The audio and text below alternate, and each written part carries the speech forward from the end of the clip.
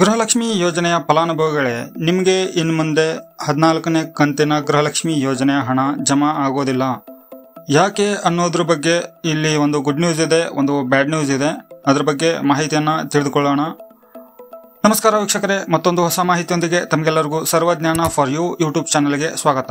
ಈ ವಿಡಿಯೋದಲ್ಲಿ ತಿಳಿಸ್ಕೊಡ್ತಾ ಇರೋ ಮಾಹಿತಿ ಏನು ಅಂತಂದರೆ, ಗೃಹಲಕ್ಷ್ಮಿ ಯೋಜನೆಯ ಫಲಾನುಭವಿಗಳು ಇದುವರೆಗೆ ಯಾರೆಲ್ಲ 1 ರಿಂದ 13 ಕಂತುಗಳನ್ನು ರಿಸೀವ್ ಮಾಡ್ಕೊಂಡಿದ್ರು ಅಂಥವ್ರಿಗೆಲ್ಲ ಇಲ್ಲಿ ಒಂದು ಬ್ಯಾಡ್ ನ್ಯೂಸ್ ಇದೆ. ಆ ಬ್ಯಾಡ್ ನ್ಯೂಸ್ ಏನಪ್ಪ ಅಂತಂದರೆ, ನಿಯಮ ಉಲ್ಲಂಘನೆ ಮಾಡಿಬಿಟ್ಟು BPL ಕಾರ್ಡ್ಗಳನ್ನು ಯಾರೆಲ್ಲ ಪಡೆದಿದ್ದಾರೋ, ಇದರಲ್ಲಿ ಸರ್ಕಾರಿ ನೌಕರರಾಗಿರ್ಬೋದು, ಟ್ಯಾಕ್ಸ್ ಪೇಯರ್ ಆಗಿರ್ಬೋದು, GST ಪೇಯರ್ ಆಗಿರ್ಬೋದು, ಇಂಥವರಿಗೆಲ್ಲ ಇನ್ನು ಮುಂದೆ 14ನೇ ಕಂತಿನ ಹಣ ಜಮಾ ಆಗೋದಿಲ್ಲ. ಯಾಕೆಂತಂದರೆ, ವಿಧಾನಸೌಧದಲ್ಲಿ ಸೋಮವಾರ ಈ ಒಂದು ವಿಚಾರಣೆ ಮಾಡಿದಾಗ 13,87,000 BPL ಕಾರ್ಡ್ನಲ್ಲಿ 4,036 ಸರ್ಕಾರಿ ನೌಕರರು BPL ಕಾರ್ಡ್ಗಳನ್ನು ಹೊಂದಿದ್ದಾರೆ, ಪತ್ತೆ ಮಾಡಲಾಗಿದೆ.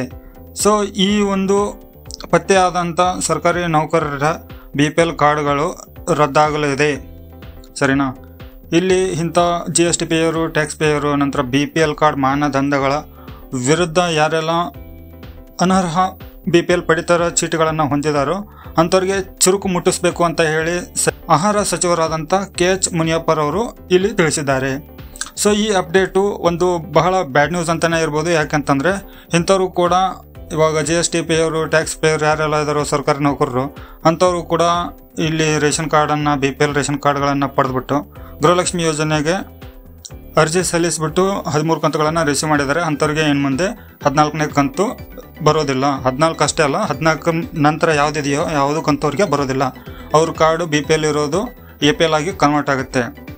ನಂತರ ಇಲ್ಲಿ ಗುಡ್ ನ್ಯೂಸ್ ಏನಪ್ಪ ಅಂತಂದರೆ, ಅನ್ನಭಾಗ್ಯಕ್ಕೆ ಸೇರ್ಪಡೆಯಾಗಿರುವಂಥ ಕೇಂದ್ರ ಸರ್ಕಾರ ನಿಗದಿ ಮಾಡಿರುವುದಕ್ಕಿಂತ ಹೆಚ್ಚುವರಿಯಾಗಿ 12,22,000 BPL ಕಾರ್ಡ್ಗಳನ್ನು ರಾಜ್ಯ ಸರ್ಕಾರ ಹಂಚಿಕೆ ಮಾಡಿದ್ದು, ಈ ಕಾರ್ಡ್ಗಳನ್ನು ಸುಮಾರು 33 ಲಕ್ಷ ಫಲಾನುಭವಿಗಳಿಗೆ ನವೆಂಬರ್ ತಿಂಗಳಲ್ಲಿ ಪಡಿತರ ಚೀಟಿಯನ್ನು ವಿತರಣೆ ಮಾಡಲಾಗುವುದು. ಸೊ ಈ ಒಂದು ಮಾಹಿತಿಯನ್ನು ಆಹಾರ ಇಲಾಖೆ ಸಚಿವ ಆದಂಥ KH ಮುನಿಯಪ್ಪನವರು ತಿಳಿಸಿದ್ದಾರೆ. ಸೊ ವೀಕ್ಷಕರೇ, ಈ ಮಾಹಿತಿ ತಮಗೆ ಉಪಯೋಗ ಆಗಿದ್ದರೆ ವಿಡಿಯೋಗೆ ಒಂದು ಲೈಕ್ ಕೊಡಿ, ಚಾನಲ್ಗೆ ಸಬ್ಸ್ಕ್ರೈಬ್ ಮಾಡಿ.